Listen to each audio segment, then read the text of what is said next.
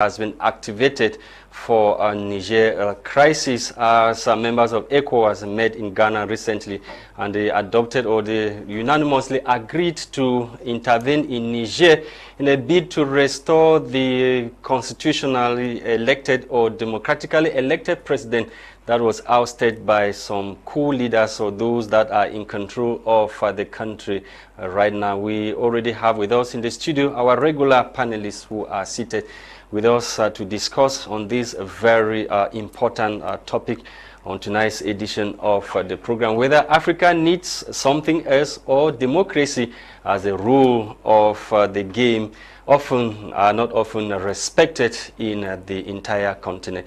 Apostle Ambe Valentine Gwa is with us on tonight's edition of the program. Good evening, Apostle Ambe Valentine, welcome.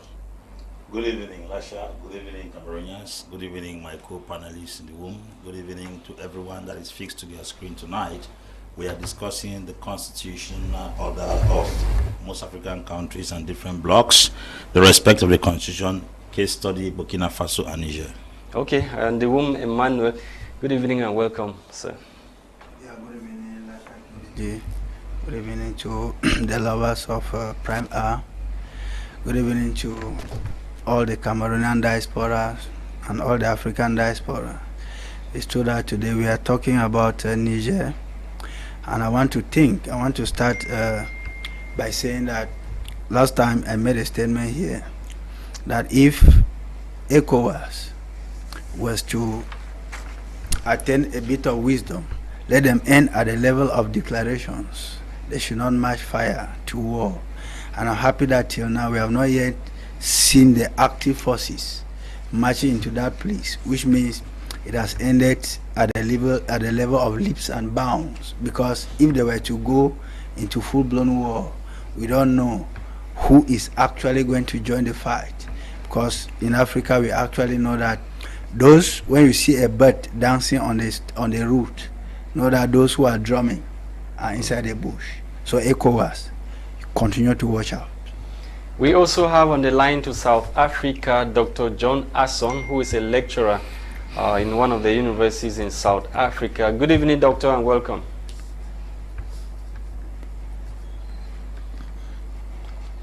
Definitely, we will soon get Doctor in the course of the program. We have issues with our connections in getting through to Dr. Asson. I begin with you, Apostle Ambe Valentine. We are talking democracy or constitutional order in Africa's democracy, and our case study tonight is Niger versus ECOWAS. Yes, as a matter of fact, defining a constitution in the first place is a document established by a government to run, moderate, and direct the activities of a nation. Either it is a bloc, which is like ECOWAS, or like CEMAC, or a nation like Cameroon, Nigeria, Ghana, or Uganda. In this case, we are talking about constitutional honor with respect to the ECOWAS bloc. ECOWAS has in its constitution enshrined interdependence towards member states, non-aggression. That's what I want to lay emphasis on. They are the ones who stipulated in the article of the ECOWAS that there's non-aggression amongst member states, which means, in other words, they are going to be deliberating issues and coming on the dialogue table to settle scores, because ECOWAS should be joining forces to fight against any external force, not fighting against each other. So what we are experiencing right now in Niger with Burkina Faso, and then they say ECOWAS, I'm beginning to wondering what is ECOWAS fighting, because ECOWAS is fighting against itself. Burkina Faso is part of ECOWAS. Niger is part of ECOWAS. Mali is part of ECOWAS. Guinea-Conakry is part of ECOWAS. Then they say ECOWAS is fighting Burkina Faso. Is it not a medical term that is called multiple sclerosis, where the cells that were destined to protect the system of the body have received a wrong information? They are now fighting against each other. It is called multiple sclerosis. That is what West Africa is experiencing right now, because for ECOWAS to be called ECOWAS in the absence of Mali is no longer ECOWAS. For it to be called ECOWAS in the absence of Burkina Faso is no longer ECOWAS. But there are clauses binding those countries. That is why I'm letting you understand. You lose your membership. They have not lost membership. That's the first thing we have to understand here. ECOWAS has not dismissed Niger, Burkina Faso, Guinea-Conakry, or Mali. They are still members. So when they say ECOWAS is fighting against Guinea, or fighting against Mali or Niger, what is ECOWAS fighting? ECOWAS is fighting against itself. And now part of the constitution of ECOWAS, it is enshrined there non-aggression against member states. Number 2, interdependence towards member states. And there's supposed to be a collaboration in the regional bloc. Now, if at all Niger has gone beyond the constitution of one of the clauses by, how do I put it, taking power in a military coup, which is against the constitution of ECOWAS, and they say they are restoring constitutional order, then I think it's supposed to start from everywhere. Niger is not the first country that conducted a coup d'etat in West Africa. Guinea-Conakry started it, then later on Mali, then they moved to Burkina Faso. Why interest in Niger? That's the question I was about to ask you. Why is the case of Niger so special? That tells you that something, they say when you see a bird dancing by the roadside, somebody is playing the drum within the bush. If you see what is happening with the case of Niger, it means someone's interest has been touched. That tells us that ECOWAS is no longer economic community of West African states. It's European control of West Africa. European control of West African states. This is serious. What do you Yes, say? we should give it another acronym. We should give it another description. We should give it another presentation. It's not economic community of West African states, is European control of West African states. That tells you that something is happening from behind the scenes that is influencing what is happening on ground. Because if ECOWAS truly is respecting constitutional order, then automatically we're supposed to have started executing that on the rest of the countries like Burkina Faso, Mali, as well as Guinea-Conakry that came to power unjustly through a coup d'etat. So what are they respecting? Why did they choose to invade Niger in particular? Why did they not invade Burkina Faso? Why didn't they invade Mali or Guinea-Conakry? They are insisting on Niger. It's because the interest of those who control that bloc is at stake. Secondly, it is dangerous to find out how organizations in Africa who are sponsored from Europe. But most of the body that sponsors ECOWAS is not come from the ECOWAS countries. The same with AU. All these so-called blocks in Africa that are put here and there are all blocks stationed by the Europeans to manage those different blocks in Africa. So if you are telling us that it's West African Economic and Monetary Union, that is French control. In South Africa we have BEAC, Banque des États de l'Afrique Centrale. Those are all monetary unions that control the franc CFA in West Africa and in Central Africa, which is not controlled by Cameroon. How can Wyoming money be printed in France? How can BEAC money be printed in France? That tells you that these are just descriptions of certain blocks set up in Africa being controlled from outside. So it tells you that ECOWAS is European control of West African states.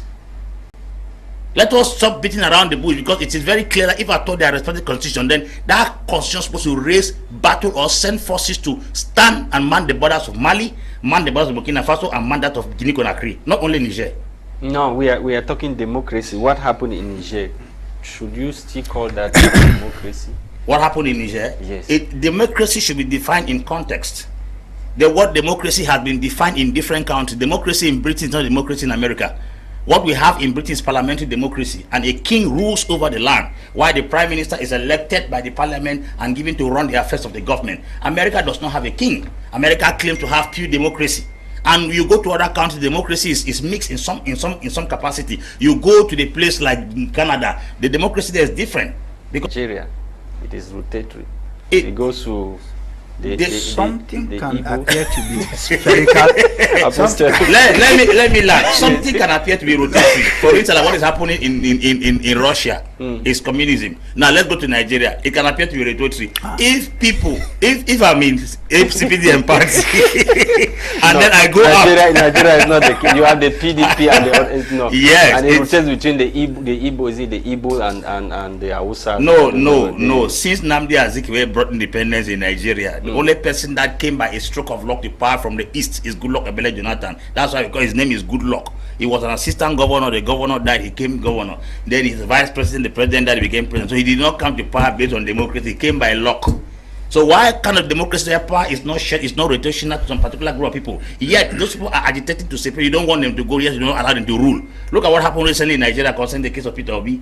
Every evidence showed that this man is supposed to win, because democracy has three different sectors. I said it yesterday. First one is the rule of law. Second is the sharing of power. Third is the will of the people. What's the rule of law? The rule of law is when the people, the rule of law is when everyone is equal before the law, but we are ruled by law, not the rule of law. A case where most people are the ones who influence the law because they stand a better chance. The second is the sharing of power.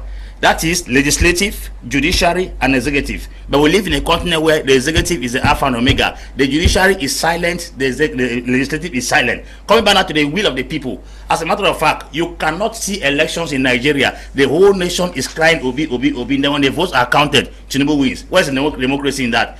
It has occurred in many countries in Africa, including your own country, where people are saying that we don't want this individual, yet the person wins election. Is it rats and cockroaches, mosquitoes and bats that voted the individuals in question, or human beings? Because humans cannot cry foul against you, though you win elections. Even in what you say does not have a definition opposed to. If we go by the conventional definition of what a constitutional order is, yes, maybe you permit me to read. Of course, we can still do something. Probably they say a constitutional yes, okay, order. Now we can do something. What is happening? No, what is not defined in Africa, because you were saying that there is no democracy in Africa, but going by the definition of a constitutional order, they said in this sense, it represents a fundamental commitment to the norms and procedures of the Constitution, manifest in behavior, practice, and international or internationalization of norms. Thus, the constitutional order is much broader than just the constitutional text. That's what the definition is saying. Very correct. Norms that have to be respected. Good. If they say they should not change this article of the Constitution, or you should not do this, people should respect that. But in Africa, even what you are saying that does not have a definition, people don't still respect it. People, that's why I'm telling you that we don't have a particular definition for the constitutional order in Africa because it's not respected. For instance, the persons who are fighting that is to discipline Niger, an example is the Ivorian president Lasha through the influence of their party secretary general called Adama Barrow. Adama is the one that influenced him to change control for the third tenure in office. When he takes control to go for the third tenure in office, Ivorians rose up in the streets. People were killed. But when elections were conducted, he came out victorious. Who voted him?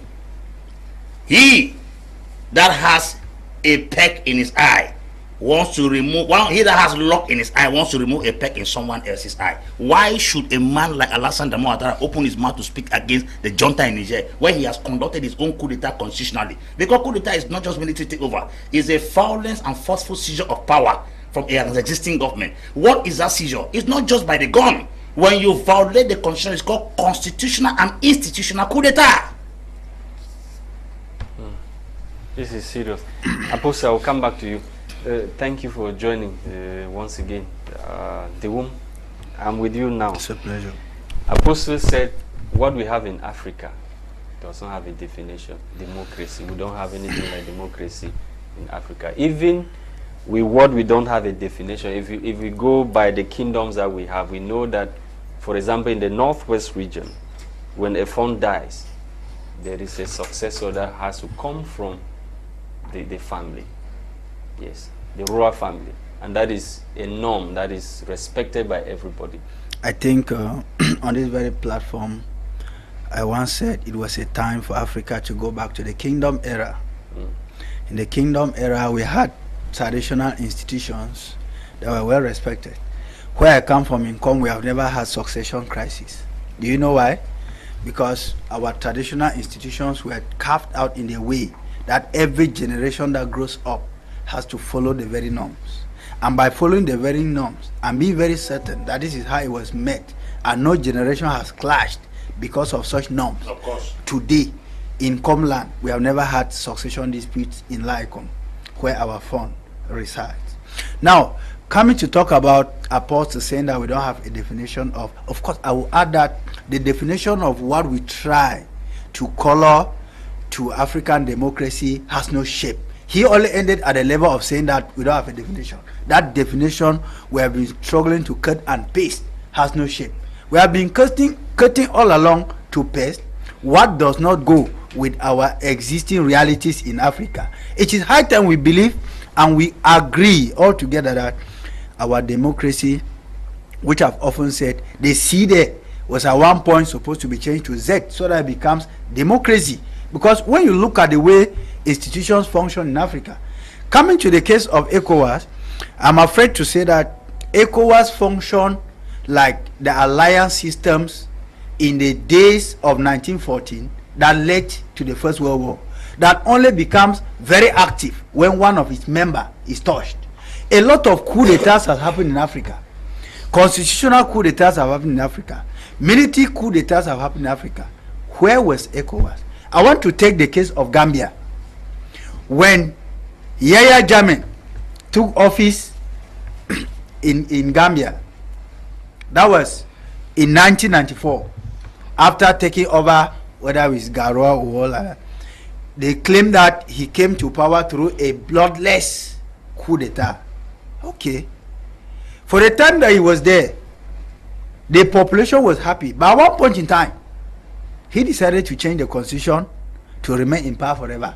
Till 2016, if there is a constitutional order in our democracy, then changing your mandate or extending your mandate unconstitutionally, because one thing that we often talk about the constitution and many people forget to mention is the fact that the first constitution of every nation are the citizens of that nation.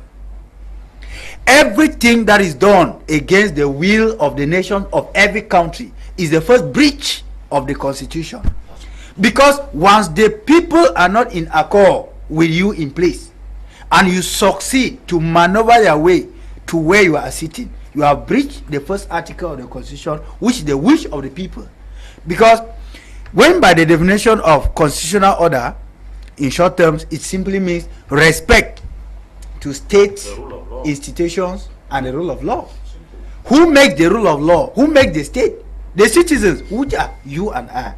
At the time when one individual becomes more than the constitution, that one is clear definition of constitutional disorder. We are no longer in constitutional order, because if we were to talk about constitutional order in democracy, why is it that Idris Deby, who is not supposed to be sitting where he seated today, was the first person to run to Niger to give lessons, knowing fully well that he came through a constitutional coup d'etat which violates the respect of constitutional order in democracy. Why are we thinking that ECOWAS is acting so fair and balanced, when at the same time we know of country? Nigeria just ended election. Nigeria is a member of the ECOWAS. Have you heard ECOWAS move into Nigeria to tell Tinubu that in the largest city of the country you fail to win? Like Apostle asked a while ago, are there cockroaches, are there flies, dogs, goats that voted Tinubu? Because from every statistics, it was shown that Obi won. Where was ECOWAS? And ECOWAS even sent a congratulatory message the day he was to be sworn in. So what I'm saying in effect is that ECOWAS, seemingly to me, is an association put in place by the Europeans or by the white man to serve their interests and not serve the African interests. So whatever is happening there, ECOWAS is just acting like the police force or the gendarmes in times of war. They receive only orders from above. The rule of ECOWAS in this situation is to execute. The orders are not coming from ECOWAS, because there are a lot of things in Africa that everybody have expected to hear ECOWAS come out, condemn, and even take sanction. You saw that. Now I understand that all these things goes with interest. Why? In the case of Gambia, when Adama Barrow took over from Yahya Jammeh, Yahya Jammeh was passing through Guinea to Guinea-Conakry to Equatorial Guinea on exile, ECOWAS stepped in. They step in what they call Operation Restore Democracy through ECOMIC, the military intervention in Gambia. And at that time, we did not get so much noise as we are getting today in Niger. And they succeeded to restore the power. That the Operation Restore Democracy, even though I put it in quote, succeeded. There was not so much noise as we hear in Niger today. In Niger, they started by frightening and threatening Niger that will station an army. So all of us were waiting. You say frightening and threatening. They met in Ghana and they have resolved. No, they met Gambia. I say in Gambia, they succeeded. But in Niger, they know why they will not succeed. And that is why up till now, no practical military intervention has been activated. And I'm aware, I'm very sure that they will not activate it because they know what awaits them. They are dancing to the tune of somebody whose stay in Africa has expired. They are dancing to the tune of somebody whom let me be very clear and frank, I will be succinct. The French anti-revolution in Africa is in full gear. And there is no way you can reverse it at this time. Whether the French manipulate which bloc, which association, the people have risen. And when the people rises, there is no way, there is no spirit that can quell it down. So at this time, ECOWAS may be wasting time. But I think to give some flesh to their image. Dissolve ECOWAS? Not all these Njangi associations in Africa. Because there are two. We have ECOWAS that have been crying that it should be dissolved. We have African Union, which is like an association suffering from cerebral malaria, because we have not seen any solution that African Union. In all of this that you have heard ECOWAS is a block. In all of this, have you heard the African Union? No, but the African Union might be acting through ECOWAS. That is where you just shot yourself on the leg. That an organization made to see through the issues of the continent is now acting through a bloc called ECOWAS. My goodness. No. You can't say that. Good evening and thanks for joining. Thank you for joining. We are talking constitutional order in within the context of African democracy, and our example tonight is the case of Niger versus ECOWAS. ECOWAS is bent on intervening in Niger and of course breaching or trying to tamper with what is known as constitutional order in a bid to restore the democratically elected president that was ousted by the coup leaders in Niger. You cannot use constitutional disorder to resolve constitutional order. The Rome Statute states that countries are sovereign, and so no intervention whatsoever is justified when you attack a nation that is signatory to the Rome Statute. So the Rome Statute in itself is clear. Cameroon is bound by the Rome Statute, and so the Rome Statute states that a country has a sovereignty. That's what we call the territoriality in law. Now you cannot use the principle of extraterritoriality, which is supposed to be a legal issue, to want to use military issue in in someone's territory. So for example, if I commit a crime and go to Nigeria, Cameroon is a signatory to ECOWAS. Let's say ECOWAS nation to a CEMAC nation. Now CEMAC has any country where the country I went to has the power to legally prosecute me because I am a member there. That happens through extraterritoriality.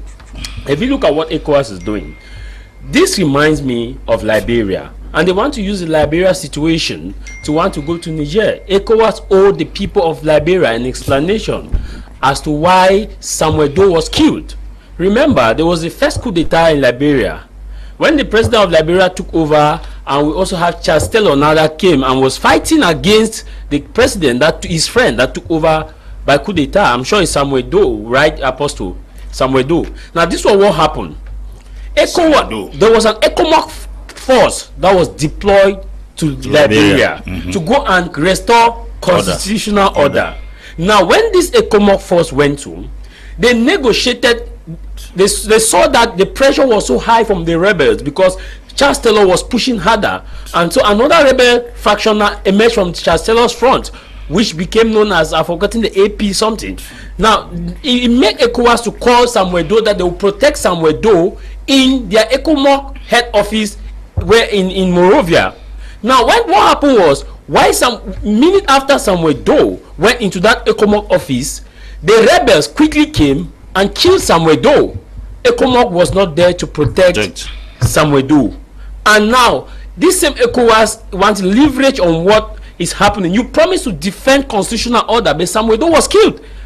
And now that nation plunged into chaos. Now this is what happened. I gave that scenario so that we can look at the history of ECOWAS and the history of intervention. They want to base their mind on the intervention in Liberia, where they called it the ECOWAS force, because that was their first military intervention as far as that bloc is concerned. Was that successful? It wasn't successful because they could not protect Samuel Doe. Samuel Doe was dragged in the street. Samuel Doe was killed and dragged in the street. So why can they not tap from so that first intervention? ECOWAS has a history of failed mission. Now, what they even in the room said about the Gambia, the reason why they even succeeded in the Gambia, first look at the population of the Gambia. Yes. How much is their population? About some 2 or 3 million or yes. so. Now look at now also their active military force. Look at also the people's intention. Who backed Yaya Jammeh? Nobody. Look at also the military force. So in fact, there was no boots on the ground in the Gambia. Yaya Jammeh just quickly run away. Now this is what they want to do. They think that they can scare away Niger. It cannot happen. This is a reality. Niger in itself is a country of more than 20+ million people. That's the fact. Now Niger in itself has about 10,000 plus active army. Now they are in a defensive position. For you to attack that country, you need an extra 20,000 active so all army. This the ECOWAS bloc. No, I'm coming. Nigeria and I'm coming. You need that 20 active force to attack from all flank. Now, if you want to attack from the flank of Burkina Faso is already against the intervention. Algeria is against intervention. So Algeria blocks its border. Burkina Faso blocks its border. Do you know why the Mali blocks? Why the Nigerian Biafra civil war did not succeed was because Cameroon closed their border.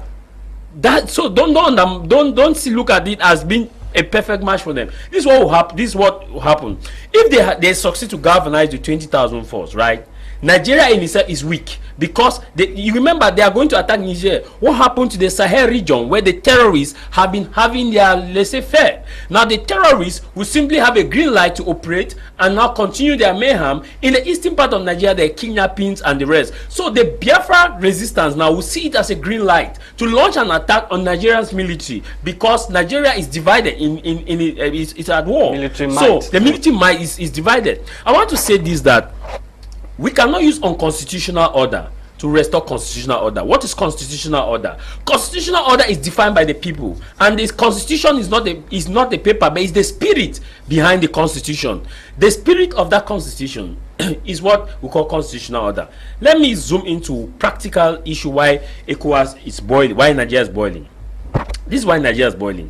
The pipeline, that petroleum pipeline that they neglected, because they were getting the EU, they were getting cheap gas from Russia. Now, because Russia invaded Ukraine, they said, okay, let's sample Russia. So they now say, hey, we forgot that we needed to even be a pipeline. So when we build this pipeline, we'll isolate Russia. This is why they're coming back to Niger. 1970. That was a project for 1970. Since they can no longer destabilize Russia economy, they say, okay, you know what, let's go back. And now that's why Niger is a bone of contention. Let me tell you, there was a military intervention, coup d'etat in Burkina Faso. Did you hear the much noise about intervention? No.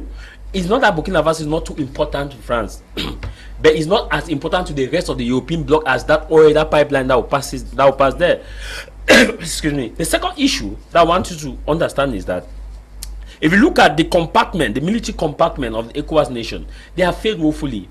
In Lekki, in Nigeria, a toll gate, more than 100+ people were killed in the NSAS protests. I remember that period I was in Kenya for vacation in 2020. More than 100+ were killed and hundreds of people were slain. And this was what happened. The Nigerian protesters were waving their hands up, singing the anthem, "Arise, O compatriot." They were peaceful protesters. The military activated full force and killed them. Let me ask, is that not constitutional disorder? This is what happened. Killing an unarmed civilian, according to Geneva Convention, it is a war crime against humanity, and must be dealt with severely. ECOWAS did not sanction Nigeria economically. ECOWAS did not even give a warning letter to Nigeria. In fact, it was like no news in Nigeria. Do you know what it means to kill unarmed civilian waving your flag? That was a red light. Let me come to the Nigeria election. We observed the election. More than 20 people were killed. I'm just talking about the figure, about 20. More than 200 people were injured. A lady almost had her eye gouged out.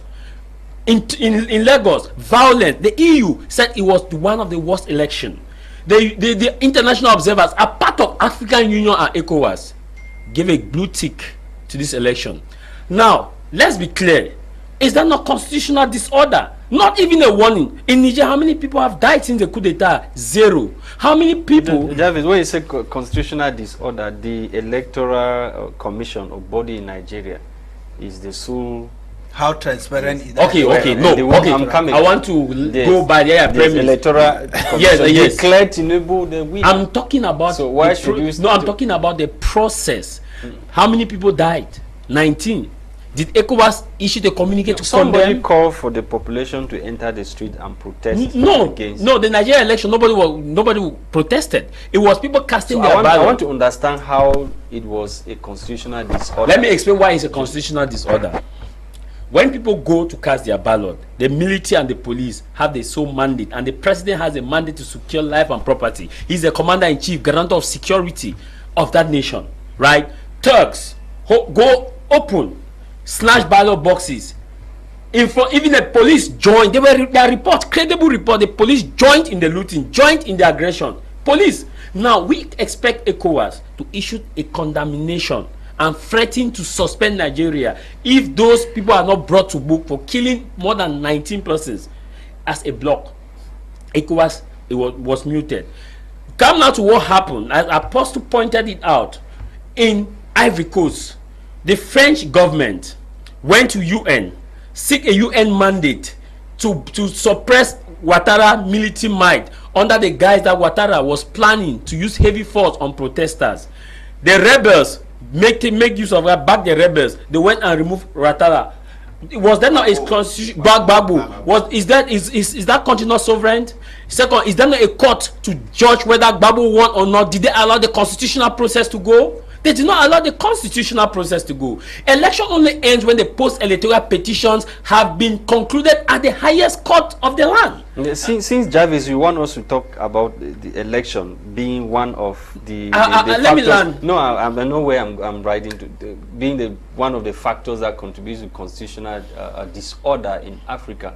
Don't you think that the hurriness of the population or those who give wrong information regarding election result is contributing to this violence that you are talking about? This wrong information, because people, they use their mobile phone because of the tentative result that they have. Lasha, they start saying, oh, Tamai Jarvis has won. Lasha, the authentic result. I want to tell you that the rise of Macky Sall to power was due to the influence of social media and real-time streaming on posting of even Trump results in America was in. This is it. But it depends on your definition of wrong results. It depends on your definition. Nothing stops someone from a polling station to upload the result in his polling station because it's transparent. They say vote counting is in front of everybody. We cannot use that ingredient as constitutional disorder because it is a sovereign right of a person to be at the polling station, film the counting as evidence, as eyewitness, and upload it in a portal that in my locality I won. That will instead help reduce the election bottleneck. That election result are suffocated in the offices of senior divisional officers and the rest. Because if that's not done, it would not scare people away. I was learning about ECOWAS. When Ouattara took over, after eliminating Gbagbo unconstitutionally, Ouattara himself thwarted the constitution. Deliberately, 50 people were killed in Abidjan. Plus 50 people were killed. He used heavy force. Some were unaccounted for. ECOWAS did not even, I'm not talking about withdrawal, I'm talking about even condemnation, did not condemn. ECOWAS is a friendly organization aimed at protecting their own. It's like a Jangi group, and Dium put it, and the same thing as African Union. You ask a question, and Dium said it, this is it. We have the African Union, we have CEMAC, these are regional blocks. But when it comes to issues as this, the African Union is supposed to be superior in terms of monitoring the evaluation. ECOWAS in itself violated its constitution. ECOWAS has a parliament. The parliament did not sit and meet to declare whether they will go military option in Niger. But ECOWAS chairman hurriedly announced military option before going back to ECOWAS parliament to say, we are suggesting to go militarily. That's constitutional disorder. ECOWAS. Also, you know, Nigeria election ended. And now, ECOWAS know that post-electoral petition is still ongoing in Nigeria. They hurriedly voted Asiwaju Tinubu as chairperson. Let's be clear. Is this not constitutional disorder? There's a game plan. Is it not constitutional disorder? Look at the people pressurizing constitutional military intervention. Ouattara, Tinubu, Senegal, they are all guilty. Apostle Ambe Valentine, Tamai Javi says the silence of African Union is questionable. How do you expect an institution promoting democracy and the rule of law to stand for people who have taken power unconstitutionally? We are not asking ECOWAS nor African Union to stand for those who have taken power unconstitutionally. That's not what we are trying to defend here. We are trying to ask the potency of him that wants to pass judgment, because it's often said, he that wants to come to the table of equity must come with clean hands. I'm talking about ECOWAS not having hands clean, yet wants to judge order. ECOWAS having a peg in his eyes, a lock in his eye, but wants to remove the peg in someone else's eye. ECOWAS is sick. The ECOWAS was formed on 28th of May 1975 in Nigeria, in Lagos. The treaty was signed by 15 nations. In 1974, the first coup d'etat took place in Niger. Second coup d'etat took place in 1996.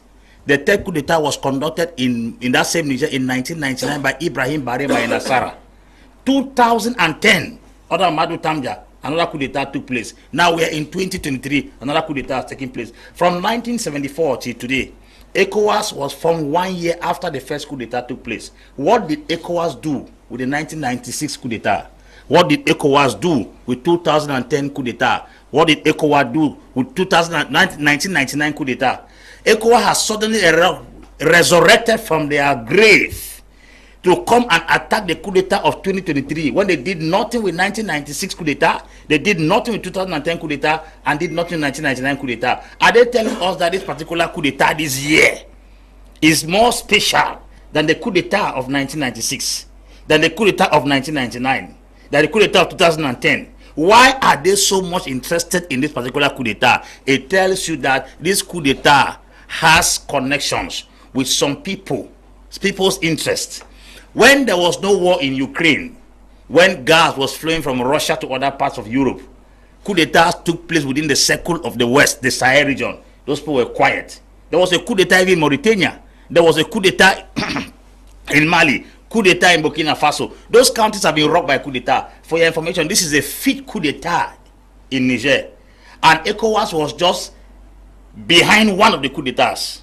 1974 coup d'etat took place. 1975, 28th of May, ECOWAS was formed. Now, 1996, a coup d'etat took place in that same Niger. Where was this constitutional order that they did not enforce it to make sure that the rule of law is respected within that sub-region? When another coup d'etat took place again, 1999, Ibrahim Nasara colonel took power in Niger. What happened? Nothing. Nobody reacted. 2010, Mamadou Tamja came to power and held the country at ransom, rule for 10 years successfully. Now we are in 2023. Coup d'etat has taken place. Suddenly, ECOWAS has gone and searched their files to come up with the so-called constitutional order. When I listen to the chair, chairman of the commission of ECOWAS talking, Abdul Fattah, what we're talking recently, we are not going because some people are influencing us. We are respecting the constitution of the ECOWAS. The ECOWAS constitution says there should not be aggression against member states. Yes. So if ECOWAS, Niger is part of ECOWAS, then Nigeria should not bring aggression against member states. But they are not aggressing anybody. Somebody was elected democratically. I have asked you here as simple as ABC. Yes. As simple as ABC that where was this constitutional order when the 1996 coup d'etat took place in Niger? 99 coup d'etat took place in Niger. 2010 coup d'etat took place in Niger. 2023 coup d'etat took place. Then suddenly they woke up. Let's not go back to 1996. Recently, Mali, which is part of that same ECOWAS, conducted coup d'etat. They were quiet. Burkina Faso did same, they were quiet. Guinea-Conakry did same, they were quiet. And then suddenly, why are they interested in the case of Niger? Don't you also think that they might have grown as an institution? I'm sure you agree with me that you were not born, you were a child, you were born a child, you grew. They just suddenly grew overnight. No, they grew overnight. Within the speed of light.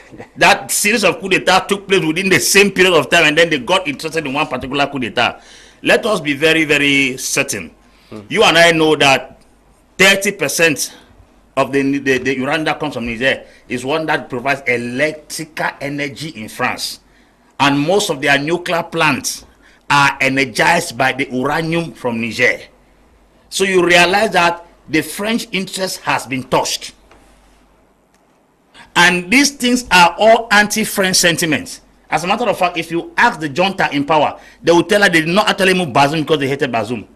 Because if they hated Bazoum, they would have killed Bazoum. The same with this man, Alpha Conde. Alpha Conde was taken out of power, escorted and taken out of the country, quiet to go and rest somewhere else.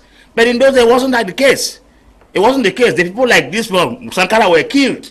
You realize that these coup d'etats these days, they don't kill the president. These coup d'etats these days, the people are defending the government in question. Those presidents are you understand? So in those days, the presidents that stood against the imperialists were the ones who were killed because they defended the interests of the people. But this time around, they are instead kicking the presidents who are defending the imperialists. So the masses are behind. For the very first time in Africa, coup d'etats are being conducted, and then the masses are jubilating with those who conducted the coup d'etat. Is that not an inverse?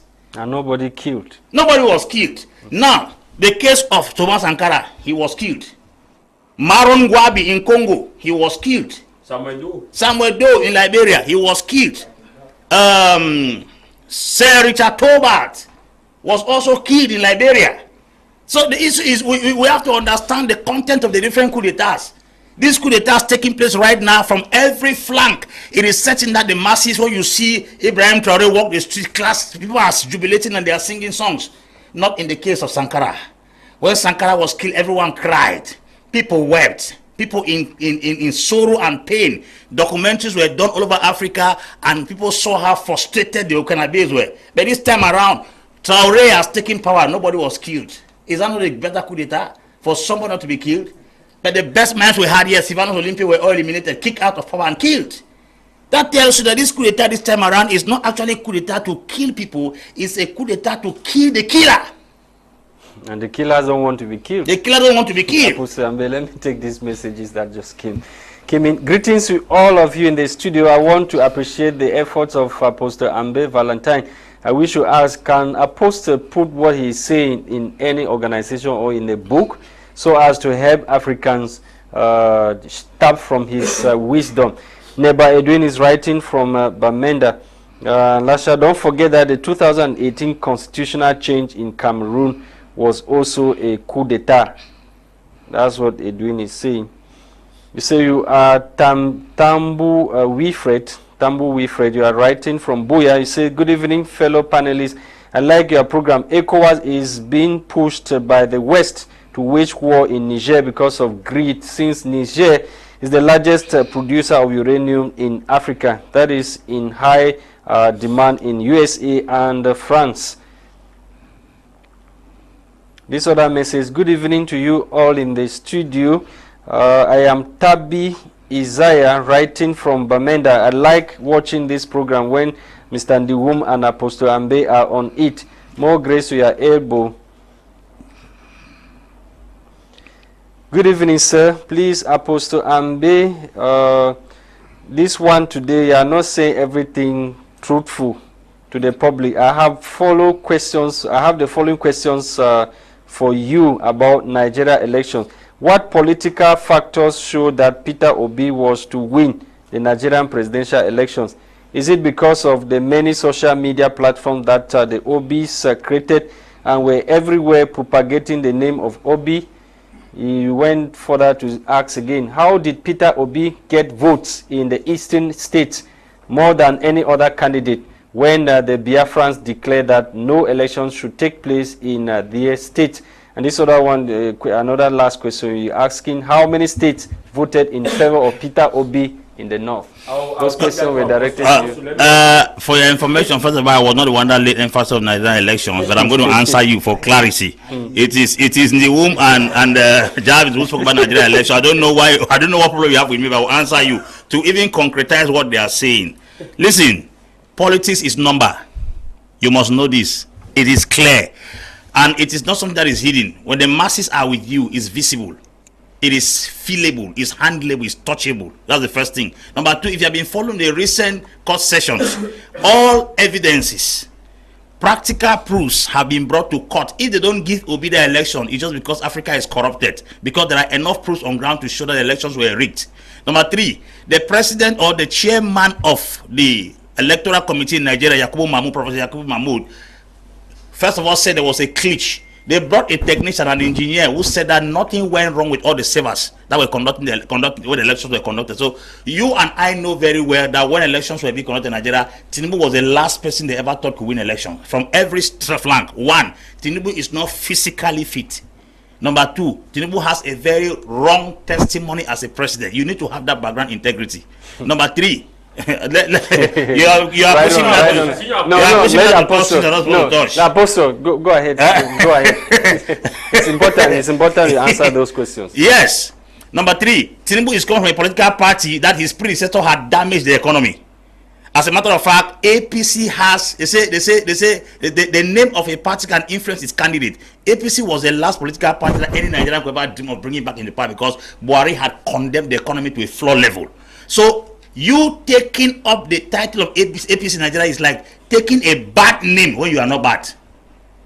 Because Buhari had already sabotaged the name of APC by his poor governance and poor economic management. Nigeria has been brought to its knees. As a matter of fact, $1 right now in Nigeria is 920 naira.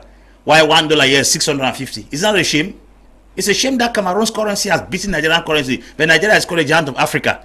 The standard of living in Cameroon is higher by that of Nigeria right now. So you don't tell me that then Tinubu has with all his drug peddling activities, that background was exposed. What do you want to say? The evidences are too visible. Politics is numbers.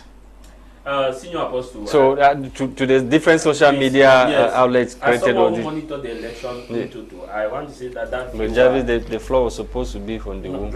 Yes, just stop. That viewer is suffering from myopia and also hypermetropia, long and short-sightedness. And because why I will say this, it's clear. The Nigeria election, when the results were declared, it is stated in Nigeria Constitution that before we are declared president of Nigeria, having won the valid vote, you must win half to 10, including and to 25% of the federal capital territory. Abuja is not a state. The president of Abuja, which is the federal capital territory, is the governor of Abuja, act as a governor. And so the constitution say you must at least have just 25% of vote in that area. He did not have. Also, let us look at the numbers. When Peter Obi's campaign started, they said it is 2 people tweeting in the room. When the election started coming in, they said no, he will just win just the southeast. When he came in, they said he cannot win a state in the north. When he started winning, they said no, Peter Obi frauded. Let me give you another instance. That viewer needs to really take the time and keep away emotion, because I'm sure it is somebody who is from Ativo Ashuajo's camp or Balablu Bolaba. This is what happened. The second aspect to know that you win an election, as Senior Apostle said, your supporters are malleable, touchable. They can be seen, feel, touch. When the election result came out, how many people went to the streets to celebrate that Asuwajo Tinubu won? How many? Everywhere was. I went to Abuja. The streets were dry, like they were morning. The second aspect you need of analysis to know, when they declared the election, how many people from APC were actually streaming the result? That this come to the court session in itself. INEC did not present any contrary evidence to show that what Obi team has as certified copy is different. This is it. INEC certify a document for election result and gives Lasha. Lasha goes to court. INEC says no, I object to what I certify and gave you as an evidence. It's a shame. Conclusively on this Nigeria issue, we cannot be robbing Peter to pay Paul. Asiwaju Tinubu submitted a certificate which is under questioning, the Chicago State University certificate. In what he submitted to INEC, it stated that Asiwaju Tinubu is a male. What Chicago University has, based on what we are told, that the Asiwaju Tinubu that went to Chicago is a female. What we how can a man become? They said it's a female. I'm coming. No, these are in public space. This is not something I'm making up. Is trying to this is what is in court. Somebody was trying to. Second, the Tinubu that submitted the certificate in Nigeria, the certificate states that Tinubu is a Nigerian, but the one in Chicago, the Tinubu is a United States citizen. That's the second issue, which is under contest today. We are not refusing the fact that you don't have to support Tinubu. Campaign, how did Tinubu campaign? He went to a debate and they said, what will you do when you are elected president? This is his speech. Day one, hit the ground running. Day two, continue the ground running. Day three, hit the ground running. That was all. You cannot be in this 21st century. You cannot say Tinubu won the election. We are not talking about Tinubu here. We are talking about ECOWAS. And what we are saying, head of ECOWAS. And what we are saying is that ECOWAS itself was blinded by the fact that when election takes place and you don't correct those wrongs that exist, you are paving the way for coup d'etat. Jarvis, okay. ECOWAS was not blinded. I am telling you that before you come with your question. A while ago I mentioned here that Tinubu coming to power in Nigeria was something already cooked and labeled. That is what. No, listen. ECOWAS. You cannot tell me that ECOWAS was not aware that there was an election standoff in Nigeria that is still in court, and they did not wait for the final verdict to be passed before they could take Tinubu as the head of the ECOWAS. So there is something fishy that only they themselves can better explain it. It's like, you know that this man will be arrested in the next 3 months, and you struggle to put him into the National Assembly so that he can gain some immunity, so that he will become untouchable. And where he is now, he has the backing of ECOWAS. So that man who is sending that message talking about Tinubu, just see his first major decision to go to war, which means that he was never prepared to be a president. You cannot actually declare that, and this is an opportunity for the Nigerian politicians watching this program to listen and listen very well. If Tinubu is not very careful, he will leave the Nigerian office through a coup d'etat. You can mark the date of today, because what he started by declaring and standing by the support of the military coup, the ECOWAS stationing military in Niger, is something very dangerous. And I'm afraid, on a personal note, if time is not very favorable to him, he will leave Nigeria through a military coup. You can mark the date. What about the strong institutions in Nigeria? I quite remember the Senate voted against. Where were the institutions when Tinubu was being sworn? That's what I'm saying. The Senate voted against him. Well, asking for seeking for permission. Good question, Lasha.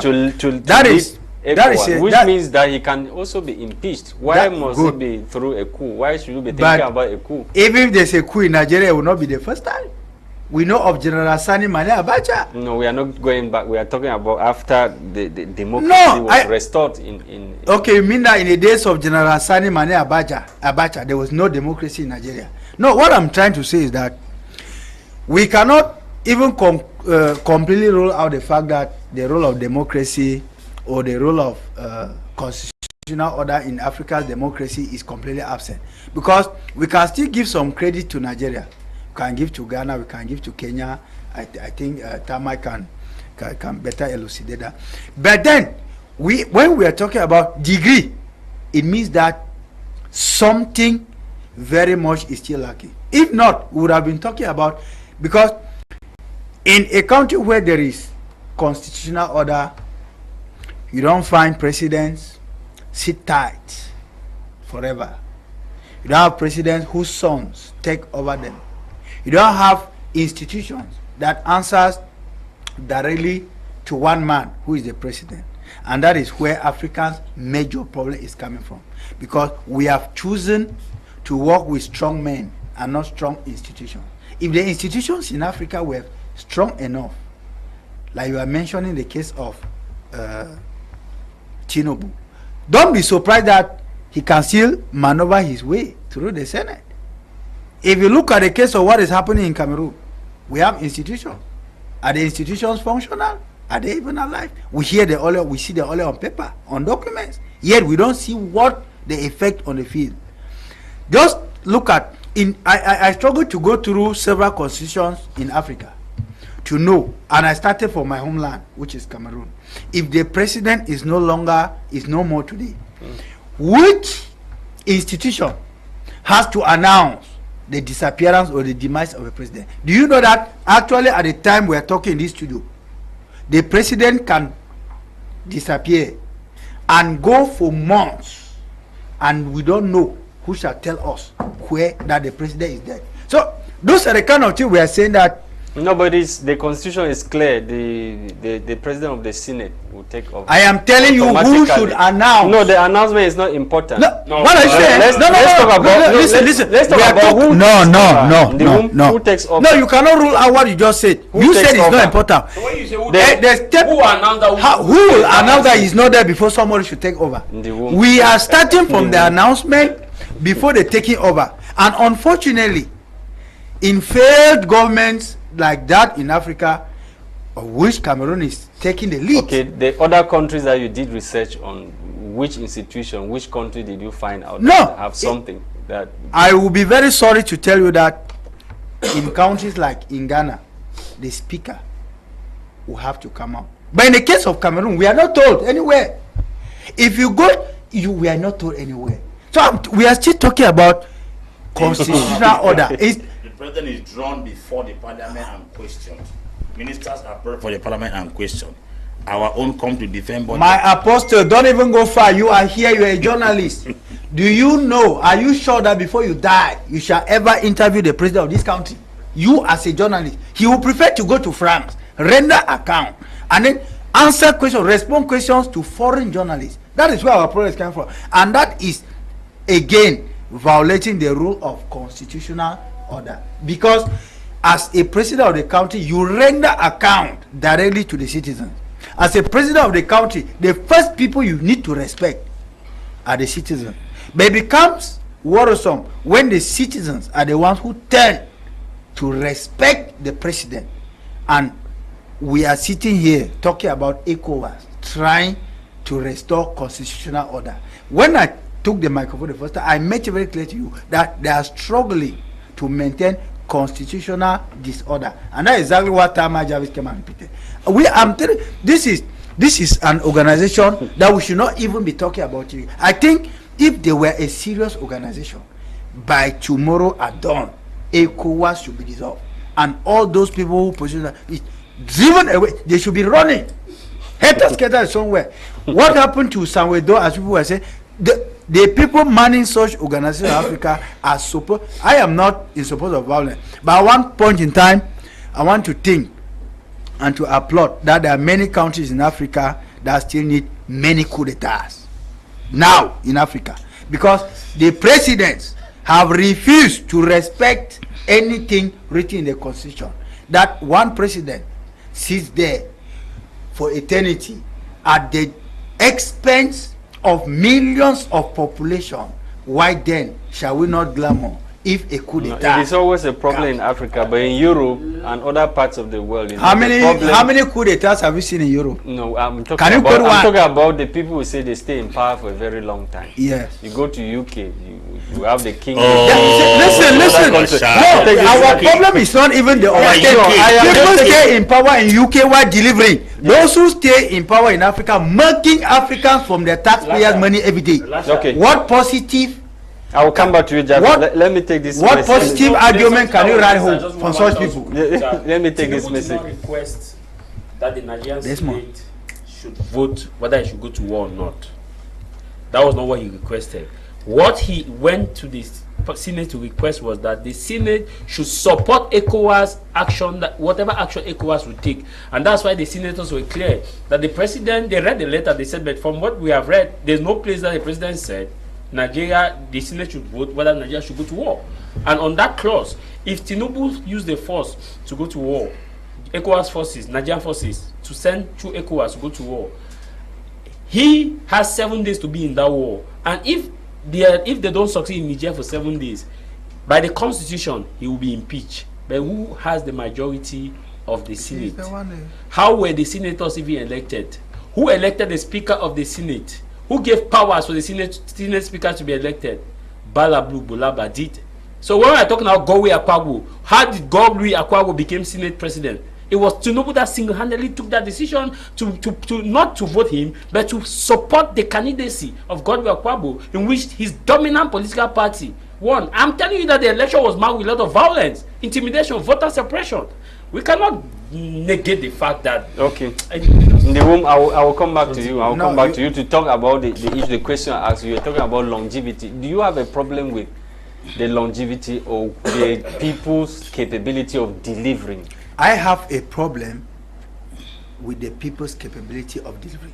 And if you followed me very keenly, you would have heard when I said, at one point, I want to think that we should go back to the kingdom era. In the kingdom era, it never, only death took a leader out of power. But why were the people never complaining? Because the leaders were very loyal to the terms of the people. If you can stay like you were taking the case of Britain, if I don't have a problem with Mr. Biya staying there for 100 years and die in power, even if he cannot walk, if he's delivering. If I have potable water in Fundong where I come from, if I have a good route that goes to Batibo, if I have electricity that I am very sure that it will not be epileptic, if I'm very sure that my children will not sit under trees to learn in the name of a school, whether he stays there for 1 million years and all these facilities are in place, I will be happy. But our problem is that these sit-tight squirrels in the name of presidents in Africa, they sit there till eternity. Instead of helping us, they are at our disservice. That's why they carry all the money from the continent, send it to the West, capital flight, and then they even in that, the other day we were talking here and I was regretting how I look at my innocent kids at home today and I asked him, Kela, the debt that you people already have on your heads that you have not even enjoyed any facility because the country have been indebted to everything. Tell me, how will I not be very angry with such president? So, briefly, I have a problem with the incapability of delivery. Not their problem. Whether you stay there for donkey years, you deliver, I will not have a problem. So, the problem of Africa is because you also see that in Nigeria, there have been rotatory regime. But then, are the people not complaining? They are complaining. Whereas maybe one man could still be there and doing what the population wants. So that is actually what we want in Africa. Okay, then I will come back to you. Let me take this message. This one is coming from Dr. Wesley. He says, how can ECOWAS claims that they are going to war in Niger because they are fighting for the people of Niger? But the first thing they did before even taking or talking to the coup leaders was to cut off electricity power from the people of Niger that was supplied by Nigeria closed the Nigerian border, leaving thousands of trucks carrying foods and other supplies destined to the same Niger's people they claim they are trying to support. And of course, when the Ivorian president carried out a constitutional coup to extend his mandate to stay in power, where was ECOWAS? That's a question Dr. Wesley is asking. When the president of Guinea, Conakry, carried out a constitutional coup to extend his stay in power, just before the military intervened to remove him, where was ECOWAS in all of this? In the first place, where in the ECOWAS constitution is it written that they have to military intervene in other countries? Is ECOWAS not an economic community of West Africa? That's a question Dr. Wesley is asking. So many questions. You guys will have the time to answer. The very reason for their creation has not been achieved. The purpose was to encourage economic integration of the region. One passport, one currency, but France openly sabotages this through the Ivorian president, and the ECOWAS currency, ECO, that was to replace the CFA, is nowhere to be found. Those the comments coming from Dr. Wesley. Tamai Jarvis. Yeah, I already explained that the main purpose for which ECOWAS was created has not been achieved. That it has failed. They were to talk about one passport. They were to talk about ECO, the currency they created. France came in and destroyed the currency. Yes, there is a fight over the ECO, not because France has destroyed it. I should clarify Dr. Angoni. The ECO, there are two zones. There is a euro zone and there is a dollar zone. America wants the ECO under the dollar zone, while France wants the ECO under the euro zone. And because of that, the West African presidents, Ghana, Liberia, Gambia, Senegal, Cote d'Ivoire, Niger, Mali, Burkina Faso, Nigeria, are insisting that ECO should be an independent currency that does not submit under any zone. Because if you submit under... So what was going to back the ECO? Well, the economic resources, currencies are backed by gold. What sustains the currency of any at the Fort Knox in Switzerland is gold. The amount of resources in the whole of West Africa can defend the ECO. Why don't you go under? What is France having to produce France CFA? What do they have? There is gold, there is cocoa, there is diamond, there is uranium in the whole of West Africa, so it's backed by gold. So the fight is that what happened was that France wanted it to come under the Eurozone. The central bank governors of Nigeria, Ghana, Liberia, Gambia, Senegal sat in a meeting. Their finance ministers sat in a meeting. After deliberating on the issues and realized what the ECO will look like under the Eurozone, they cancelled it. So the delay of the production of the ECO currency, because the central bank governors of all these countries and the finance ministers sat down and saw the rate on which ECO will fall, it will make no sense, so they refused it. ECO is an old long story since 2010 till date, and they have been deliberating on that. So the reason why you see ECO has delayed, not because France has saboted, because certain presidents like Buhari, Nana Danko Akufo-Addo, this guy of the Gambia, they refuse the idea of bringing ECO under any of the currencies like Euro or Euro zone or dollar zone.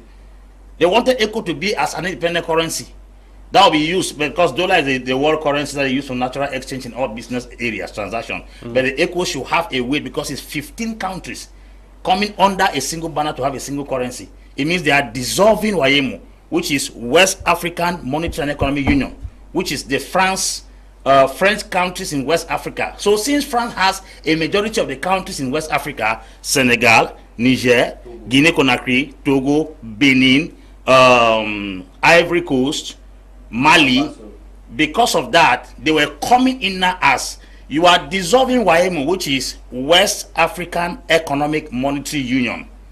You are bringing it under ECO, which is a currency controlled by the 15 countries. We have greater countries there. So let us drag the ECO and bring under the Eurozone. But they are insisting that ECO should not fall under Eurozone and ECO should not be produced by Europeans. They want to be printing their ECO themselves. Much gain will go to any country on which ECO falls under. That means Europeans will no longer have control only about 7 countries, have now all the 15 countries, the whole of ECOWAS. That's the reason why the ECO has delayed. Subset. Yes, so that's the reason why I see the ECO has delayed. ECO is delayed. ECO is delayed, it's not cancelled. ECO is delayed. It's delayed because they are still deliberating and they are insisting that they will not accept it to go to that very low estate. So I think Dr. Wesley knows you understand. Then economic integration. West Africa is one of the countries, the blocks in the world that has free circulation. You can take a car from Nigeria, pass through Benin, Togo, Ghana, without having complications. Not here in Central African Republic. Hey. That you leave your own day. Only in Cameroon here. Or to Savoy, they have 15 police stations. Just the other day in the control from Yaoundé to Limbe is stronger than the control from Nigeria to Ghana by road. Terrible. It's not complicated. Same country. So you fly here, they say Semak will have Semak passport. In the name of Semak passport, you do a passport in Cameroon, you see behind Semak. You fly here from Cameroon to Liomba International Airport in Libreville. As you land there, you are stamping a visa of 50,000. What is the Semak for? It's not different between you who go to East Africa. What's the Semak 50,000? So is the issue not at the level of implementation of the... What has been implemented first, Lasha? What has ever been implemented? We are good at discussing and deliberating resolutions that are never applied. Very beautiful speeches. Oh, I think Dr. Wesley gave a very good point there, and which is something we've been stressing about the aspect that ECOWAS is not a military association. It's not like NATO. It's not like NATO that has. It's like, for example, BRICS that is coming up. You want to hear BRICS tell you that we have a standby army, which BRICS was an economic front which is built for economic transaction. I want to state this, that ECOWAS in itself must understand that the intervention militarily will cause more hardship to the people of Niger than the coup d'etat in itself. There will be humanitarian crisis, whether we like it or not. Let me give you an example. Look at what happened in Libya. I'm sure we all are enjoying the constitutional order implanted by President Barack Hussein Obama, our own, joined by Sarkozy, who took the option of NATO. Libya is not a NATO member. NATO has the dreaded Article 5 that states that an attack of one NATO nation is an attack of all. Where and who did Gaddafi attacked among the NATO members? That it is the North Atlantic Treaty Organization, led by President Barack Obama, joyfully said Gaddafi has to go, that I have ordered a preempt strike against Gaddafi. Today, Libya is in constitutional order, and these are the dividends. Constitutional order. No, this is Libya is in constitutional order. This is the dividend of Libya constitutional order. Monday day slavery, human trafficking, instability, there is no terrorism, no stable government. In about fact, 360 something rebel groups. Libya is a Harvard of terrorism. It's a textbook example of terrorism. That's Libya. More migrants are dying to Libya as they did in the days of Gaddafi. Let us zoom out of Libya. If that same trajectory is used in Niger, this is what will happen. We are talking about ECOWAS. We are fair to look at the ECAS, where Cameroon is part of, because if you widen the zone, Cameroon is part of ECAS. And if there's an intervention, what will be the fallback of these nations? Cameroon will have to suffer. I want to ask this question, Senior Apostle. It's a rhetorical one. These ECOWAS members, don't they have electricity problems in their community? Don't they have food crisis in their community? Don't they have health challenges in their community? I heard the chairman, the Senior Apostle, you called that his name. I heard he was saying that people are asking where would they get the resources, that they are being funded, by outside bodies, that they are being teleguided, that they are not being teleguided. Let me tell you, no African country apart of South Africa produces ammunitions. Let's start from there. If there is a military intervention, who supplies the guns? Who supply who refuel? Do you know that for you to shoot one AK-47, one bullet, you know the cost of one bullet? And you know how much bullet that they will have to use in that intervention. Don't Nigeria has water crisis? Don't Ghana has water crisis? Don't Senegal has water crisis? A food crisis? Why not? I want to ask again, why, if ECOWAS had the powers they say they have, why have they not declared military action against Boko Haram? Why have they not teamed up together like this and send this force against Boko Haram? 200 girls were kidnapped in Chibok. There's active kidnapping in Nigeria. Where you see it, ECOMOC forces. Why don't they team up and say, let's send these forces to Zambezi forest to go and neutralize? Because they are not doing that. Do you know why? Because they know that this intervention in Niger is an opportunity for them to launder money. It's a money laundering affair, and those military leaders, also commanders in the NATO countries, are advocating for this because they know what they will gain from the war. If there is an outright invasion, money will be pumped in. Who controls the money? All those military majors who control the money. They will launder money. That's where money laundering comes in. Now, what happened now? Do you know Cameroon has a lot of Nigerians in the streets? A lot of Douala will be are highly affected. Most of those who beg money at the wrong point, we want to do an investigation. Most of them are Nigerian. Senior barrister said here that we have a cream of beggars. A lot of Nigerians are those who are doing this cobbler. A lot in Cameroon. And if there's an outburst of humanitarian crisis, Cameroon will suffer, and it will give birth to another terrorist movement. Let's assume that they succeed. Right? If they succeed, let's assume that they succeed. This military group now will have its own faction of terrorists that will be fighting against the implanted ECOWAS government. Is that where we should be? I think there's another school of thought that's saying that ECOWAS is fighting because they fear that Russia should not come into Niger. The Nigerian forces that took this coup d'etat, they were trained by the West. All their training is in the West. So why should you say you are afraid that they will come in? I want to conclude by stating this outright fact that he who goes to equity must go with clean hands, and that we cannot say we are going to restore constitutional order by violating the Roman Statute of the principle of non-intervention for an independent state. The Anglophone crisis has been on so far. There has not been intervention because of the Roman Statute. They say, I'm not saying that there cannot be intervention. There must be probable cause. What is the probable cause here? Okay. In the room, let me ask you this: why is it so difficult for other African leaders to join countries like Mali, Burkina Faso, to fight this ECOWAS that wants to bring trouble, like many have put it, in Niger? The answer is very simple. Greed, egocentricity. You know, at one point in time, we have been advocating for an African Solidarity Pact, and we discovered that it is not coming anytime soon. When Assimi Goïta took over from Keita in Mali, I was shouting at the top of my voice every day, asking myself, a young man who is fighting to free the continent is almost abandoned to himself. Where is Cameroon? Where is Nigeria? Where is Togo? Is it not time for Africa to rise up as one man and fight the battle of everybody? That is to say, what Apostle will always put, the Ubuntu spirit. You are because I am, and I am because you are. You allow him to fight because you want to show a clean face to France.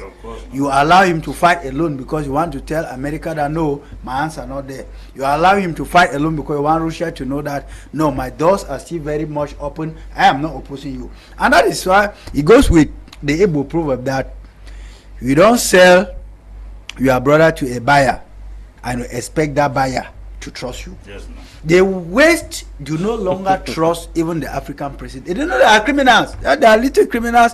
Everybody wants that greed. Everybody wants self-interest protection, because you know that since I am not very holy to my population back home, if the population rises against me tomorrow, where will I take guns to come and kill them? Because statistics have proven that most African dictators have killed their population more than what the West had done in the past. So when you look at all of this put together, there are some presidents in Africa who would prefer to glorify the West than to glorify their population, which is their first strength. Knowing fully well that if I were to support Traoré, maybe the person I am counting on for another mandate in power, the person will distance himself from me and I will be taken out through the back door. Always note that the budget in Africa, in most African countries, the budget that protects the presidency of such countries is more than the budget that is spent on social amenities to save the population. Where is that budget going to? I've been asking myself this question.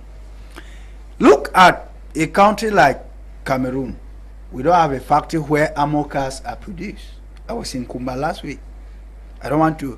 I said I saw about 8 ammo cars in one gendarmerie. AK-47s that Jarvis was talking about here a while ago. We don't fabricate them in Cameroon, but we buy them. Where is the money coming from? There's a defense ministry and budgets are voted in parliament every year. The AKs that the Ambas are shooting, they're also coming from the defense ministry. I'm telling you that. See, all these things put together tells you why every African leader wants to fight as an individual. And that is why when they want to fight as an individual, they quickly go to the West to sign an accord with at least. The sweet shoo-shoo of the African presidents now is Russia. Everybody wants to turn there. Some are already even signing accords with them because they know that the damage they have caused to their home countries back home will not permit them to sit in peace after they leave power forcefully or peacefully. And the only place where they can prepare as the exile ground will be Russia. Tell me how such a president will have to join Traore. Tell me how such a president will have to join Goita. Tell me how such a president will join Doumbouya. Such presidents will always hide behind so that it looks as if they are the holy ones at the face of the Westerners. And so, to answer your question, it is practically impossible for the African Solidarity Pact to see daylight. But that would have been the best option should Africa come together through this pact and rise up as one man, because every president will be the other's keeper. But as of now, it doesn't. Okay. I am very sure that you know that most African patriots who have risen up to fight for Africa were killed thanks to the contribution of their closest collaborator. You know the story of Sankara, who aided that he should be killed. We all these things put together, we keep talking, and it's as if we are talking. The more we talk, the more stubborn the more stubborn our presidents become. But we think at one point in time, any president who will go again to violate the constitution to die in power, we will help you to die before the day you were expecting to die, because we will that is where I say more coup d'etats should visit such countries. Any president in Africa which is sit tight president have to go out by force, because such presidents are even worse than the military that take over. Lasha, look at the case of Niger that we are talking today. How many people have been killed by the junta? Nobody. Look at the case of Mali. How many people have been killed by the junta in Mali? But when Abubakar Keita was there, you already saw the direction he was taking, which was very detrimental to Mali. Look at the case of Algeria, Bouteflika. You saw how Bouteflika almost handed over Algeria all to France at the detriment of his population. When the population rose up and kicked him out, have you heard noise in Algeria today? They are struggling to rebuild, and to rebuild what will resemble what the population of that country wanted, what will satisfy that population. That is exactly the kind of leader we want in Africa. Apostle Ambe, from listening to all of you, it's as if you guys have all agreed that the best form of government that we need in Africa now is by coup. When you don't do well, somebody take over. It's military. No, we are not in support of coups. They used to say a man that has running stomach, everywhere is toilet. That is the reason why even in a bus it becomes toilet because you want to empty what is wrong with you. France has been a running stomach to these countries. They are trying to excrete something out. One of the things that stirred up the move in this West Africa is the principal imam in the mosque in Mali, the principal mosque of Mali, Mahmoud Dicko. He rose up and said, the fight in Mali is not against Bambara and one tribe. Yes. Yeah? He said it's Sidao. Yes. The chef de l'État de Sidao. Yes. He said it is ECOWAS, yes, with France that is setting brothers against brothers, yes, in this part of the country. He said, Dean African sons, worthy African sons in the military, rise up and take your place. Mahmoud Dicko is one man that speaks. Mali is 90% Muslim, 8% Christians, and 2% traditionalists. When Mahmoud Dicko stands and speaks in Mali, that God has spoken. So when he echoed that information, it swept the whole of West Africa. You discover that almost all these young guys who are taking part are Muslim guys. They succumb to the voice of Mahmoud Dicko, Mamadou Doumbouya in Guinea Conakry, Ibrahim Traore in Burkina Faso, Assimi Goïta in Mali. The trend continues with this guy Abdurrahman in Niger. You realize that there is a call by Mahmoud Dicko to tell the Africans, because there was a video I did some years ago. I said, let these military men in Africa not convince others they are fine. defending these tight-seated authorities does not make their lives better. They are hungry. You are earning 30,000 francs as a gendarme and you are protecting somebody who is staying in power for 50 years. You are not normal. Don't claim to others you are putting under khaki on your body. I did that in English. But what Mahmoud Diko did, he did but in French.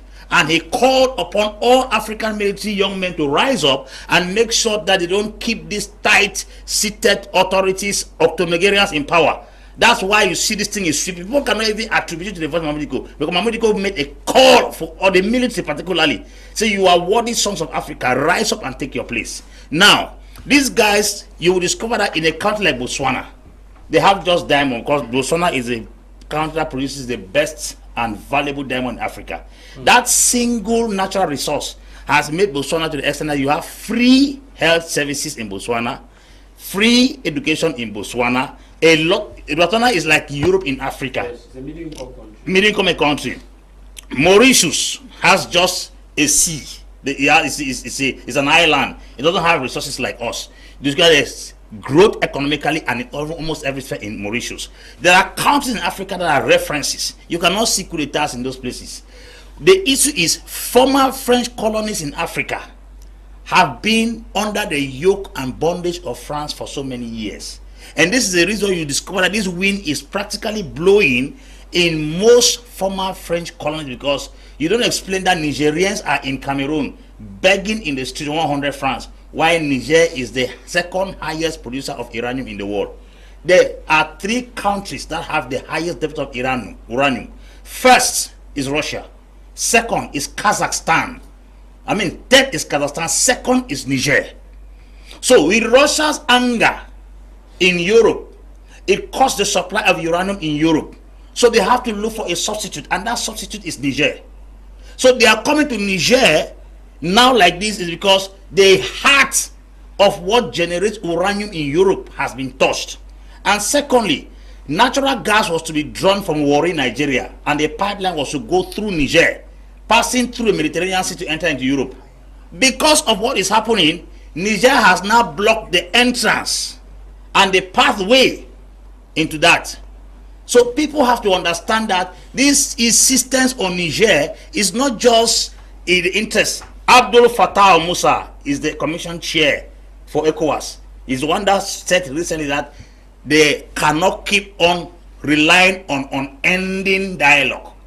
They cannot continue holding talks that will not end. The second option is the military. They're going to deploy forces to Niger. Abdul Fattah Musa made that statement and said they will invade Niger not because of who is somebody influencing them, but because they are respecting the constitution of that environment. And they call on friendly nations to assist them. So you see, it's a very delicate statement. We watched Abdul Fattah Musa. I watched him closely, and he was sitting with the different chief of staff, defense staff in all the respective countries in ECOWAS, saying that they have a military option because they will not go for long or endless discussion dialogues. They are insisting that if Niger does not comply, then they are going to send. Then later on, they send Abdul Salam Abubakar, former head of state of Nigeria, who traveled to Niger, had talks there. He had an interview. He was talking about in Hausa, so I couldn't get the actual sense of what he was saying. But the truth is, a team was sent to Niger to discuss, and the junta has said they should give them 3 years to stabilize things and call for fresh elections. And they have asked all political parties to submit their candidature within the next 30 days. Okay. But ECOWAS insists that 3 years is too much. How many years is Eritrea? Eritrea said, Isaiah Afwerki. Let me learn. Isaiah Afwerki said, they are asking for elections to do what? They don't need elections. That's they are sitting like this until they will see things get better. When the other countries that are electing learn how to manage elections, they will start voting in Eritrea. As a matter of fact, Afwerki has a election for eternity. Why is that one not concerning them? There's this other issue. Apparently, Africans are afraid of coups, but they tend to support what is happening in Russia. There was an attempted coup in Russia. Yes. But most Africans, including some of you, I know you're seated here, no, I've not condemned. I was not part of the I've not condemned. Prigozhin I've not condemned what happened in Russia. Prigozhin, but you are condemning what happened. Prigozhin is the head of the Wagner security company that was used first of all to start defending the interests of the Russians in Lombard, or that where they are fighting the war now in Ukraine. From there, they moved to Syria. It was in Syria, after fighting in Syria severely, that they now saw somebody there who connected them to ask for Ten Touadera, who became president of South Africa. Now he also is changing constitution there. I'm telling you that we are talking about coup d'etat, another coup d'etat taking the Central African Republic, because Touadera is about to take control with most of his tenure. time here in Douala. Now, explaining that these guys there are almost half a dozen countries that have the president of the Wagner Security Company. The guy began challenging Putin. The fear of Putin is the beginning of wisdom for anybody who is circulating around Russia. And you know what happened yesterday? 45 minutes when we were in the studio yesterday, Pirogin is nowhere to be found. I don't know what they did with the plane, and it's like an assassination attempt. But some people are saying that Putin is not part of the deal. To the best of my understanding, Putin works more with Pirogin. Yes. And my question now is that two months ago he made an attempt. He came close, 200 meters or kilometers away from the capital, to kill Putin. Yes. To assassinate. Why is it that most Africans are not condemning what he did, but you want to condemn what happened in Niger? No. Africa. Why African countries are not condemning what he did? Instead supporting the guy who wanted to take over power. It's the Africans who are controlled by the West. Africa is also in blocks. We have Africans that believe in the East. Because when you read the general narratives on social media, you discover that yes, Apostle, I want to know why. I want to know why it is happening. That is your analysis. They say Cardinal Christian Toomey said that from his analysis, 75% of the Anglophones wanted secession. That was his analysis. No, it's not. I don't have any opinion. I'm relaying information I gather. From your analysis, that is more African. That is from what information I gather. If you ask Julius Malema, he will tell you that he was not in support for Putin to be killed.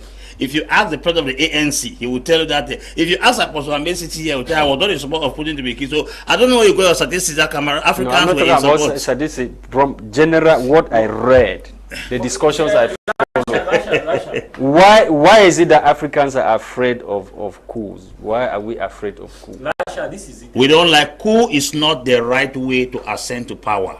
Then you see, like I said, sometimes, how do I put it? There's an exception and there's a rule. The rule is that we don't love coup. But in exceptional cases, we accept coup. As a matter of fact, what is happening right now is grossly accepted by Africans across the board. Lasha, that's what I'm talking about. If the preferable is not available, yes, you work with the available to become the preferable. I take it again. If the preferable, we prefer good governance and democracy is not available, you work with the available to become the preferable. Do you know that Nigerians, in their thousands, gathered in front of Nigerian military headquarters, calling for the military to take over power after they just concluded Nigeria election? Do you know? But I've not heard media outlet reporting that. They gathered, calling for the military to take over power. In this generation, it tells you a lot that the people are tired. So that is the available, that the one that should become the preferable. And let me be very honest with you. A lot of Africa is divided, very divided. There are people that when you mention, it's as if you are saying that the coup should come to their country. Lasha, for example, Cameroon. Lasha, the coup should come to their country. They don't want to hear anything about you. Really, I mean, bringing it closer to Cameroon. They are sponsored. We have our brothers who are surrogate of the West, who are sponsored by the West, who have interest by the West, who pass for Africans, but in their DNA, it is colonial. They are colonialist with that mentality. No African, by blood and by fashion, will stand and tell you that what is happening in Niger should not be accepted. No African, by blood, by originality, will tell you that when a system becomes so corrupt, the leaders, the military should not stand. I want to tell you that, Lasha, the military men have children, they have brothers and sisters, and it will shock you to know that these people will soon go on retirement. And when they go on retirement, they suffer the effect that we all suffer. Electricity, inadequate access of water, poor road network, poor health facilities. These are the same. It's the same as Apostle was saying. I pity all the military men and women who risk their life, run around, people who embezzle billions of dollars of their own money, and instead protecting them. The truth is, one day will come that they will go on retirement. I want to ask them this question: when you go on retirement, with that same money, how will you live your life? Because those of us who are already in the hardship, we are used to it. We're used to. You know, when they are going to hardship. No, we are used to. When they are going to when they are caught by traffic, right? The military, because they're active service, they clear the road, they pass, fiang. When they go on retirement, they'll use the normal clando. There'll be the traffic, they'll feel the heat. Then they'll go to CMPS and regardless of whatever social insurance network in their different respective countries, be on a long line to receive 50,000. Then they will know that what they defended is what is affecting us. Okay. I want to state this, that you asked Apostle where I take some messages. Yes, you asked Apostle a question that many supported the progressions movement. This is it. A lot of people I had this argument in 90 Minutes Africa in a group, and I so many other the WhatsApp for living on Facebook. Yes, I had this argument. People say we are embracing Russia, that we are celebrating Russia, and I use an analogy that there are two thieves. A thief that will attack you, that will take your belongings, they will not harm you, will give your ID card and will ask you need transport. You say yes, give you part of the money he stole from you for you to pay transport and go. And a thief that will harass you, take your document, harm you, take your ID, go and throw somewhere. Who will you prefer? Of course, Russia is not good. See, Lasha, let me come in there. Yes. Africans should be very, very careful. I, sitting here, I don't support the activities of Russia in Africa. Russia has nothing to offer Africans. Africans should not always live life depending on somebody. That is where my problem is. Russia does not have human rights like America, like some European countries. Every of those guys have their weaknesses. China doesn't have human rights like the crest of America and other countries. So what I'm saying here is that we should develop our own system in such a way that it is also different from those people, and we come it on the table. They used to say, if you don't come on the table as a negotiator, you will come as part of the menu. Africans go on the table not as eaters, they go as part of the menu. Not even beggars. They are the fufu and soup that the negotiators come to the table to eat. We are the part of the menu, not even part of the negotiators. And this is what the trouble is. So the idea of thinking that somebody is here to defend Russia is absolutely out of order. Something happened recently. A few Cameroonians spoke against the president when he was in the Russia summit. They were all arrested and kicked out. The other Cameroonians have spoken against the president in Switzerland and other countries, and they have been left there. That's a sign. Number two, Prigozhin happens to be Russia's Putin's man, and suddenly we don't know where Prigozhin is found. The fear of Putin is the beginning of wisdom. So all those who think that Russia has no economic stability to help this continent, Africa. No one. Okay. It is certain. Before you take on your messages, I wanted to raise this important point.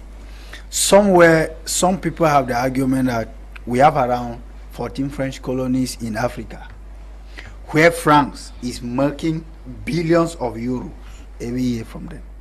And so they are thinking that with the anti-French sentiments on the rise in Africa, if they don't hook to organizations like ECOWAS, they are finished. Otherwise, I think the ECO stuff would have been a reality.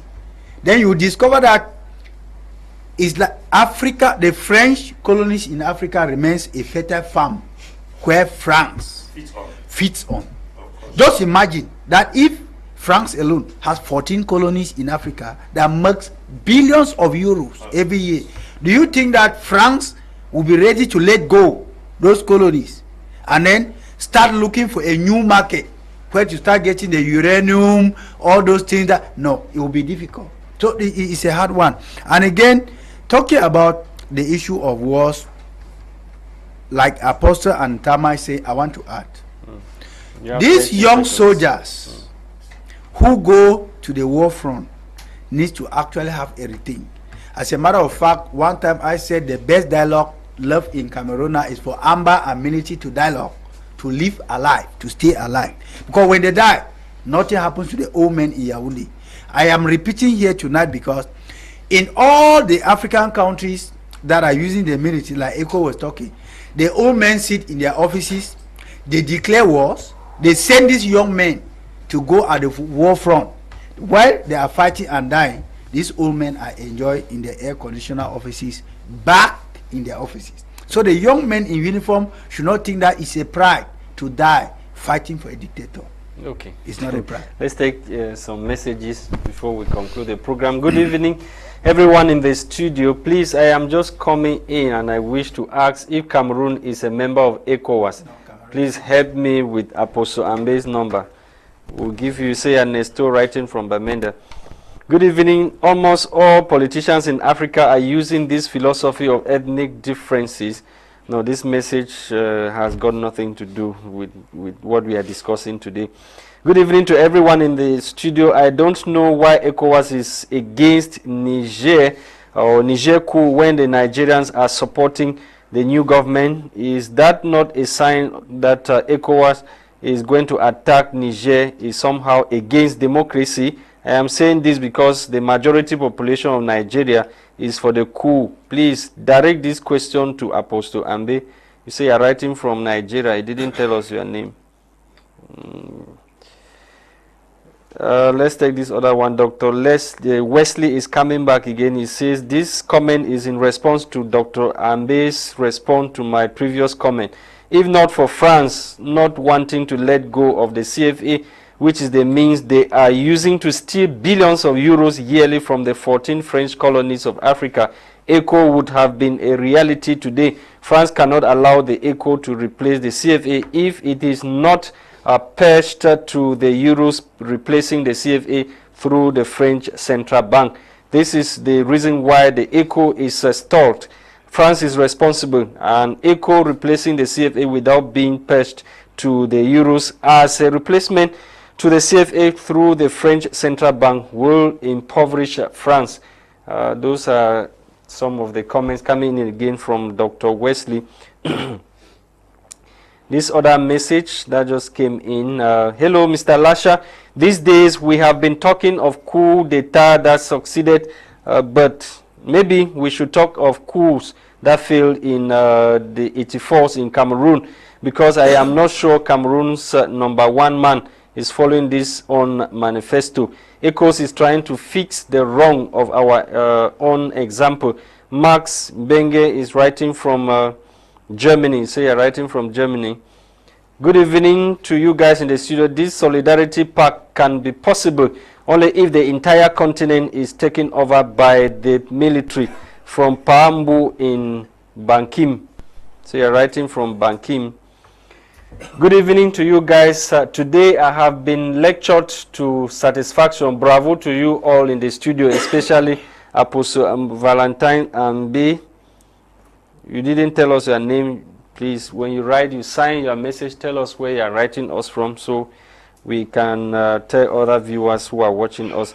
Good evening, sir, and to all of you in the studio. Please, the bad state of government in Cameroon, sir, is what is killing us.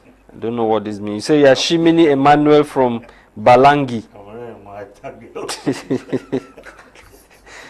Good evening to you all. We are not talking Cameroon. We are talking ECOWAS versus Niger. You abandon the topic to go and talk about Cameroon. We'll talk Cameroon some other day. You have the opportunity to write to us. Good evening to you all in the studio. A simple analysis on what is happening in Niger.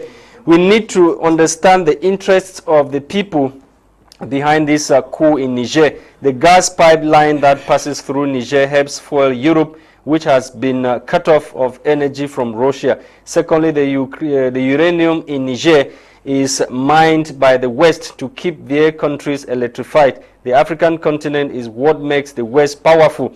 Anything that jeopardizes their interests is seriously dealt with. If you must know, the coup in Niger has clear link with the war in Ukraine. How does it link with Ukraine, you might want to ask? Russia is in support of coup in Africa because if African countries become independent, the West is crumbled and they would have the resources and money to fuel their war against Russia. Freedom of Africa against the West is the freedom of Russia against the West. This is why the Niger coup suddenly became a problem, since it interferes with the interests of the West. You say Yakicha David, writing from Boya. Good evening. I love your program. You are speaking the awesome truth that we need to know in Nigeria. God bless you all for putting up this program. I wish other Nigerians could follow this program. So happy with the way people are treating the subject, especially talking about my country, Nigeria. Is One from Nigeria. You see, you are writing from Nigeria. This other message, we read the message already. You're repeating it. Good evening to you all in the studio. The problem with all these African blocs and organizations is that they take orders from the Western world to implement the rule. And of course, the African people with which intent does not go in line with what they pretend to call constitutional order and democracy. I am Noel Bong, writing from Chang. Noel Bong is writing us from Chang. Good evening, Lasha. Our problem is not how long you stay in power, but what you give to the citizens. Take the case of UAE. Sheikh governed them under a federal government. Look at what Gaddafi gave to the Libyan, and of course, he was killed for nothing. Keep on, Mr. Ndiwum, but be careful. Mr. Ndiwum, somebody is asking you to be careful. You should keep on, but be careful. Good evening to you all in the studio. The case of Gambia, Barrow was the problem to himself. Many are not aware that Yaya Game congratulated Barrow immediately the results were declared. It was during the Barrow's speech where he mentioned that Yaya Game shall be judged for alleged corruption. If it were you, based on the fact that power is still in your hands, could you not resist? Barrow made the worst political blunder. Take power first before threat. Kiven Kenneth is in Douala. But who lost? Who lost? Barrow won because you see this Barrow case. Yes. We are concluding. This Barrow case. Let me conclude this Barrow case. Barrow. There was a coalition of political parties in Gambia that came together and proposed Barrow, because Barrow was treasurer of the major political party. They signed that Barrow was to run the government for 3 years. So Barrow is there, right? He's also unconstitutional. Yeah, even him is unconstitutional. He's unconstitutional. He was given. He was given for 3 years. So why you were saying that there's no democracy in Africa? No, I said we don't have democracy. So all the examples are always we have a pinch of monarchy combined with socialism and an added flavor of communism mixed with Leninism and Marxism. And then we have that traditional custom and traditional government mixed together. So we are yet to have the name of the system of government running this continent, Africa, because somewhere you will see elections taking place. That's democracy. On the other hand, the persons who have been elected, they are in power forever. That's monarchy. Then you go now, properties of the state are owned by the government. That's communism. Then you come now to socialism. Apostle Ambe, good evening. Thank you for coming. And you see how some people owning. Thank you. It was a pleasure. It was a pleasure having you, Apostle Ambe. Thank you for coming. Thank you. It's always a joy to be here. Thank you too for coming. Thank you, Lasha. Adama Barrow, to conclude what Apostle said, when the 3 years came, they asked Barrow, can you give power? Barrow said he was voted as president of the Gambia, not president as a coalition, not the coalition that voted him. So the constitution backed him as president, and he must stay with his mandate. Is that not coup d'etat? Agreement. Gambo said, agreement is agreement, yo. You see, Museveni got the point in 1987. He changed the constitution from 5 years to 7 years. At a certain level, he said he is for life. They say my Eritrea says. Thank you too. Thank you. We will never condone elections. I want to think that there is something that could have helped a lot of African leaders. You see, the concept of the separation of power is what has killed African leaders, because immediately all the power is bestowed on one man. he uses it wrongly, negatively. Absolutely. Yes, and he ends up running through the back door. I always wish the president of my country is following such programs to start taking steps so that he finally leaves through the front door. Thank you for coming, the woman Emmanuel. It was a pleasure having you tonight. Thank you, gentlemen. And it's on this note that we end today's edition of the program, brought to you live on My Media Prime Television with the technical expertise of Nolinga, Ewane, who was our producer for the day. Desmond Akeba was in the studio manipulating the cameras. And for presentation, I've been Lasha Kingsley, wishing you a great week ahead of the weekend.